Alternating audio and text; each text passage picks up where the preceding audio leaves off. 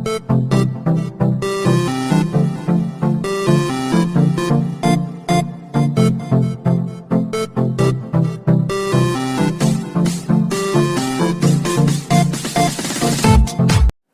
बच्चों, कैसे हैं आप सब लोग। उम्मीद करता हूं आप सभी लोग ठीक होंगे। आइए शुरू करते हैं आज का टॉपिक। आज का हमारा टॉपिक है अभाज्य गुणनखंड। देखिए, इससे पहले जो हमने आपको टॉपिक पढ़ाया था वो पढ़ाया था डिविजिबिलिटी रूल्स, ठीक है, विभाज्यता के नियम। अभाज्य गुणनखंडों को समझने के लिए आपको विभाज्यता के नियमों को अच्छे से समझना होगा। यदि आपको अभाज्य गुणनखंड पढ़ना है तो आप एक बार हमारा जो पुराना वीडियो है विभाज्यता के नियम वाला, आप उसको अवश्य देख लें। यदि आपको विभाज्यता के नियम अच्छे से समझ में आ गए तो इस टॉपिक को भी आप अच्छे से समझ लेंगे, ठीक है। अपना टॉपिक शुरू करने से पहले आपसे एक छोटा सा निवेदन है। यदि आप हमारे चैनल पर नए हैं तो आप हमारा चैनल एमके टीचिंग ग्रुप को सब्सक्राइब कर सकते हैं। साथ में बेल आइकन दबाएं जिससे आपको समय समय पर नोटिफिकेशन प्राप्त होते रहें। आइए शुरू करते हैं। अभाज्य गुणनखंड। अभाज्य गुणनखंड समझाने से पहले आपको थोड़ा सा अभाज्य संख्याओं के विषय में हम बता दें, ठीक है, क्योंकि अभाज्य संख्याएं जब आप जानोगे तभी आप अभाज्य गुणनखंडों के विषय में समझ सकते हो। तो अभाज्य संख्याएं क्या होती हैं थोड़ा सा समझ लेते हैं। अभाज्य संख्याएं, ठीक है, ऐसी संख्याएं जो विभाजित ना हो। अभाज्य, अभाज्य का मतलब है जो विभाजित ना हो। किससे विभाजित ना हो? जो किसी अन्य संख्या से विभाजित ना हो, अर्थात ऐसी संख्याएं जो केवल एक से विभाजित हों और स्वयं से विभाजित हों।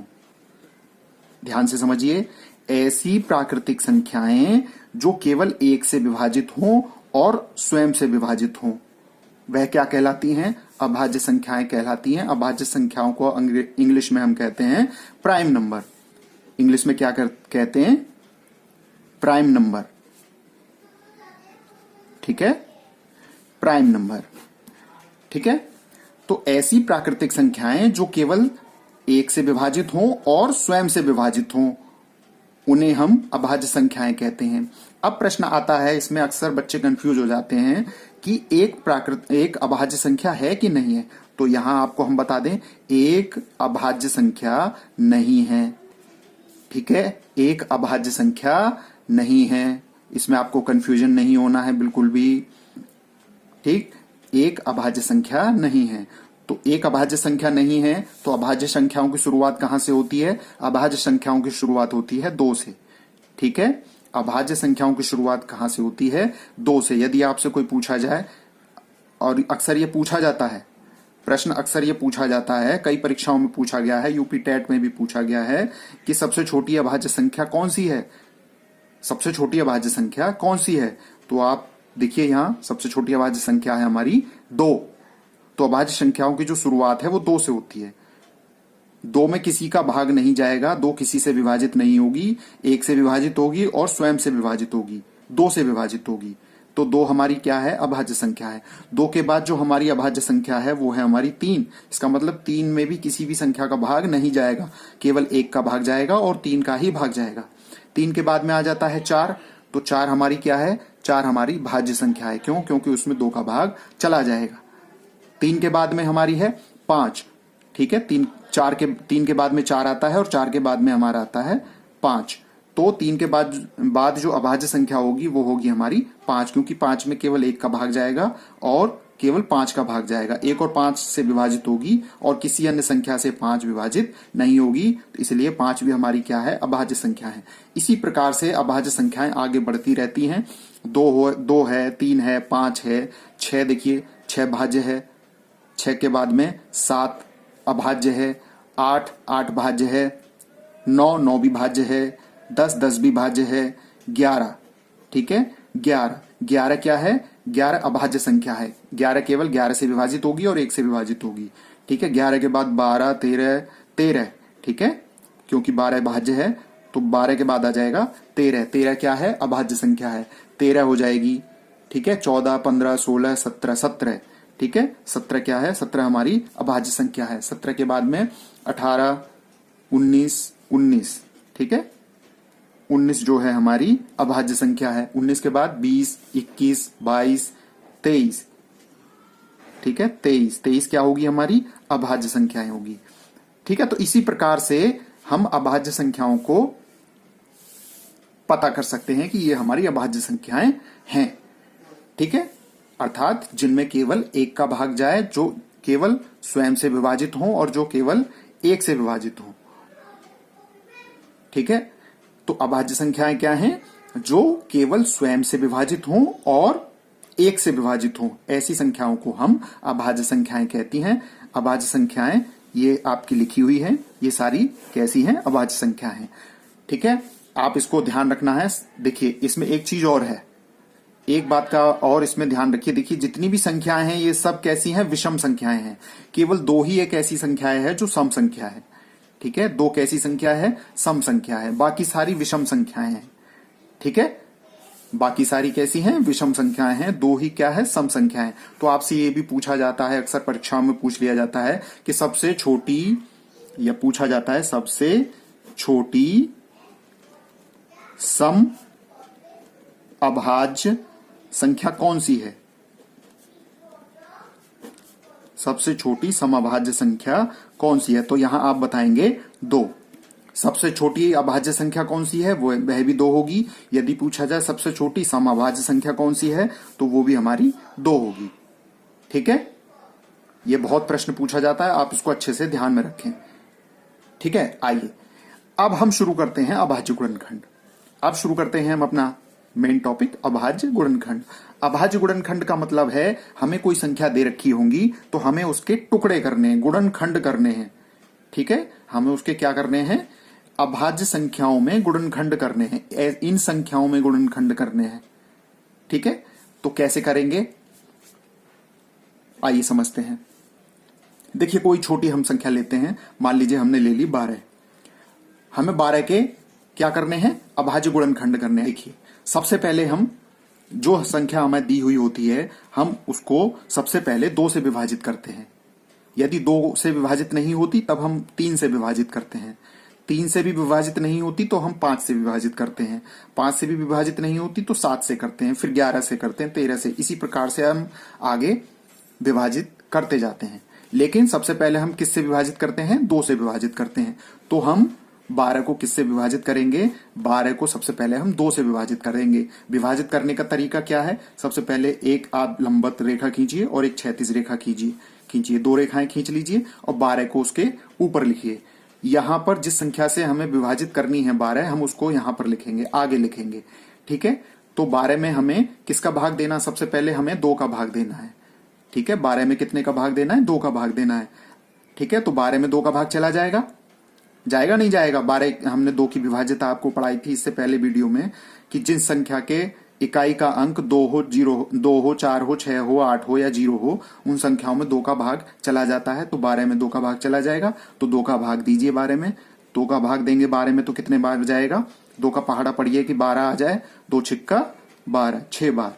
ठीक है, 2 छिक्का 12, 6 बार। तो 2, ये जो 12 है, 2 का हमने भाग दिया 12 में तो कितने बार गया? 6 बार। तो 6 बार विभाजित हो गई। ठीक है, अब 6 को विभाजित करना है। अब हमें 6 को विभाजित करना है। फिर दोबारा से देखिए 6 को हमें किससे विभाजित करेंगे? सबसे पहले 2 से देखेंगे, फिर 3 से, फिर 4, 5 से, फिर 7 से। तो 6 जो है हमारी किससे विभाजित हो रही है? दोबारा से देखिए, 2 से विभाजित हो रही है? हो रही है। ठीक है, 2 से विभाजित हो जाएगी 6। तो हम पुनः दोबारा से हम 2 से विभाजित करेंगे। ठीक है, ऐसा नहीं है कि आपने 2 से पहले विभाजित कर दिया, आप सोचें कि अब 2 से विभाजित हो गई तो अब हम 3 से विभाजित करेंगे, ऐसा नहीं। जब तक 2 से विभाजित होती रहे संख्या, हम 2 से विभाजित करते रहेंगे। जब तक हमारी संख्या में 2 का भाग जाता रहेगा तब तक हम उसमें 2 का भाग देते रहेंगे। ठीक है, जब 2 का भाग जाना बंद हो जाएगा तब हम आगे वाली संख्या का भाग देंगे। ठीक है, तो 2 का भाग हमने पहले 12 में दिया, 6 बार गया, फिर हमने 6 में फिर दोबारा 2 का भाग दिया तो कितने बार जाएगा? 2 तिया 6, 3 बार। ठीक है, अब 3 में 2 का भाग नहीं जाएगा तो अब हम 2 का भाग नहीं देंगे। ठीक है, अब हम कितने का भाग देंगे? अब हम 2 के बाद कितने का देंगे? 3 का भाग देंगे। 2 के बाद कितने का देंगे? 3 का देंगे। तो 3 का भाग दीजिए, यहां 3 का भाग देंगे। 3 में पढ़िए, पहाड़ा पढ़िए, 3 एकम 3, तो 1 बार जाएगा। ठीक है, जब नीचे 1 आ जाए समझ लीजिए हमारी संख्याओं के अभाज्य गुणनखंड हमें प्राप्त हो गए। तो अभाज्य गुणनखंड हमारे कौन से हो गए? 12 के अभाज्य गुणनखंड हमारे कौन से हो गए? 12 के अभाज्य गुणनखंड हो गए हमारे। सबसे पहले 1, ठीक है, सबसे पहले क्या लिखेंगे? 1 लिखेंगे, ठीक है। 1 के बाद में 2, उसके बाद में ये 2 और फिर 3, ठीक है। तो ये हमारे अभाज्य गुणनखंड हमें मिल गए, ठीक है। ये हमारे अभाज्य गुणनखंड जो है मिल गए, कितने के? 12 के। तो ये हमारे 12 के अभाज्य गुणनखंड हैं, ठीक है। 12 के अभाज्य गुणनखंड क्या हो गए? 1, 2, 2 और 3। यदि आप इन सबकी गुणा करेंगे आपस में तो हमारी वही संख्या आएगी। कैसे? देखिए, 1 दूनी 2, 2 दूनी 4 और 4 तिया 12।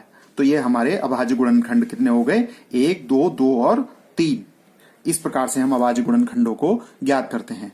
देखिए, एक और संख्या, हम यहां एक और उदाहरण लेते हैं। मान लीजिए हमने उदाहरण ले लिया 32, ठीक है। तो 32 को हम इस प्रकार से रेखा खींचेंगे अभाज्य गुणनखंड ज्ञात करने के लिए। तो इसमें सबसे पहले हम कितने का भाग देंगे? सबसे पहले हम कहां से शुरुआत करते हैं? 2 से। तो 2 का भाग दीजिए। 2 का भाग जब देंगे हम 32 में तो कितने बार जाएगा? 2 का भाग देके देखिए 32 में कितने बार जाएगा? 16 दूनी 32, 16 बार जाएगा। अब 16 में कितने का भाग देंगे? फिर 2 का देंगे। हमने कहा था 2 का भाग तब तक देंगे जब तक 2 का भाग इसमें जाता रहे। तो जब तक 2 का भाग जाता रहेगा तब तक इसमें हम 2 का भाग देते रहेंगे। फिर से 2 का भाग दीजिए इसमें 16 में। तो 2 का भाग 16 में देंगे तो कितने बार जाएगा? 8 बार। 2 अट्ठे 16। 8 में फिर 2 का भाग दीजिए, क्योंकि 2 का भाग अभी जाएगा इसमें।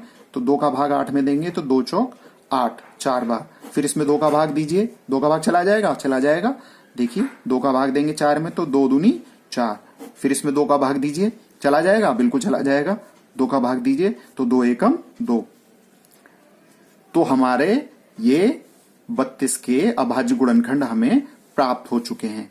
क्या हो गए हैं हमारे 32 के अभाज्य गुणनखंड? देखिए यहां हम हमारे 32 के अभाज्य गुणनखंड प्राप्त हो गए हैं। सबसे पहले 1 के बाद में 2, देखिए कितने बार है? 1, 2, 3, 4, 5, 5 बार 2 है। तो 1, 2, 3, 4 और 5, ये हमारे अभाज्य गुणनखंड हो गए। इनके आप गुणा करेंगे तो आपको वही संख्या प्राप्त होगी। 1 दूनी 2, 2 दूनी 4, 4 दूनी 8, 8 दूनी 16, 16 दूनी 32, ठीक है। तो ये संख्या हमारी प्राप्त हो गई। अभाज्य गुणनखंड हमारे ये हमें प्राप्त हो चुके हैं, कितने के? 32 के, ठीक है। आइए एक और देखते हैं हम। कोई एक संख्या और ले लेते हैं। 108 के अभाज्य गुणनखंड ज्ञात करिए। तो 108 के अभाज्य गुणनखंड सबसे पहले 2 का भाग देंगे। 2 का भाग दीजिए। इसमें 2 का भाग चला जाएगा कि नहीं जाएगा? पहले बताइए। देखिए, इसका इकाई का अंक 8 है तो इसमें 2 का भाग चला जाएगा, ठीक है। विभाज्यता के नियम आपको अच्छे से याद होने चाहिए, ठीक है। विभाज्यता के नियम बहुत अच्छे से याद होने चाहिए यदि आप अभाज्य गुणनखंड निकाल रहे हो तो, ठीक है। तो 2 से भाग दीजिए। इसमें 108 में कितने बार जाएगा? 2 पंजे 10 और 2 चौक 8, 54 बार, 54 बार जाएगा, ठीक है। 2 का भाग यदि हम 108 में देंगे तो 54 बार जाएगा, ठीक है। अब 54 में फिर देखिए 2 का भाग जाएगा नहीं जाएगा? क्योंकि इसका इकाई का अंक 4 है तो इसमें 2 का भाग चला जाएगा। फिर इसमें 2 का भाग दीजिए। तो 2 का भाग देंगे कितने बार जाएगा? 2 दूनी 4 और 2 सत्ते 14, 27 बार जाएगा। 27 दूनी 54, ठीक है। तो 54 में हम 2 का भाग देंगे तो 27 बार जाएगा, 27 बार जाएगा। अब देखिए, अब 27 आ गया। अब 27 में 2 का भाग जाएगा? बिल्कुल नहीं जाएगा, क्योंकि यहां कितना आ गया? 7 आ गया इकाई के स्थान पर। तो अब इसमें क्या है? 2 का भाग नहीं जाएगा तो कितने का जाएगा? जब 2 का भाग नहीं जाता तो कितने से जाता है? जब 2 का भाग नहीं जाता तो अगली वाली संख्या का भाग देते हैं। तो 3 का भाग चला जाएगा 27 में? नहीं, बिल्कुल चला जाएगा। 3 नैम 27, तो 3 का भाग देंगे तो 3 का भाग 27 में दीजिए। 3 नैम 27, 9 बार जाएगा। अब 9 में फिर देखिए कितने का भाग जाएगा? 9 में फिर दोबारा से 3 का देके देखिए, 3 का भाग जाएगा? बिल्कुल चला जाएगा। 3 तिया 9, फिर से इसमें 3 का भाग देंगे, ठीक है। तो 3 का भाग 9 में देंगे तो कितने बार जाएगा? 3 तिया 9, 3 बार, ठीक है। फिर इसमें कितने का भाग जाएगा? फिर इसमें 3 का जाएगा, ठीक है। फिर इसमें कितने का भाग जाएगा? 3 का भाग जाएगा। तो 3 का भाग 3 में दीजिए। 3 एकम 3। तो 108 के अभाज्य गुणनखंड हमारे क्या हो गए? 1, 2, ठीक है। यहां से देखिए ये 1 हो गया, यहां से फिर लिखेंगे 2, ठीक है, फिर 2, फिर 3, फिर 3 और फिर 3। ठीक है, तो ये हमारे हो गए 108 के अभाज्य गुणनखंड। ठीक है, 108 के हमारे क्या हो गए? अभाज्य गुणनखंड हो गए। बात समझ में आई? तो इस प्रकार से हम अभाज्य गुणनखंडों को ज्ञात कर सकते हैं। इनकी यदि हम आपस में गुणा करेंगे तो 108 ही आएगा। ठीक है, तो इस प्रकार से अभाज्य गुणनखंडों को हम ज्ञात कर सकते हैं। ठीक है, तो उम्मीद करता हूं ये सब बातें आपको समझ में आई होंगी। ठीक है, ये सब बातें आपको समझ में आई होंगी। ये अभाज्य गुणनखंड आज का विषय था हमारा। ठीक है, चलिए आज के लिए इतना ही। धन्यवाद।